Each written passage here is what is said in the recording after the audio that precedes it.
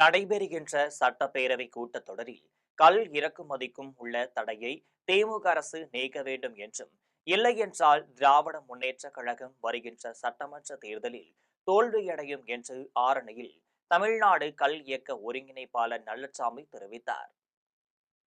திருவண்ணாமலை மாவட்டம் ஆரணியில் பொதுப்பணித்துறை ஓய்வு மாளிகையில் நடைபெற்ற பத்திரிகையாளர் சந்திப்பு நிகழ்ச்சியில் தமிழ்நாடு கல் இயக்க ஒருங்கிணைப்பாளர் நல்லசாமி செய்தியாளர்களை சந்தித்து பேசினார்.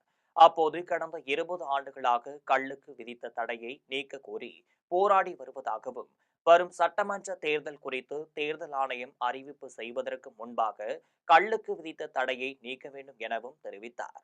மேலும் தமிழகத்தில் இரண்டாவது பெரிய அணையாக உள்ள கீழ்பவானி அணையின் மூலம் ஈரோடு, திருப்பூர், கரூர் மாவட்டங்கள் பாசன வசதி பெறுகிறது என்றும், இந்த அணையின் நீர் நிர்வாகம் 1958 முதல் தொடர்ந்து அரசு விதிமுறைகளுக்கும் காவிரி தீர்ப்பாயத்திற்கும் எதிராக செயல்பட்டு வருகிறது என்றும், இந்த முறைகளுக்கு முற்றுப்புள்ளி வைக்க வேண்டும் என்று கல் இயக்க ஒருங்கிணைப்பாளர் நல்லசாமி தெரிவித்துள்ளார்.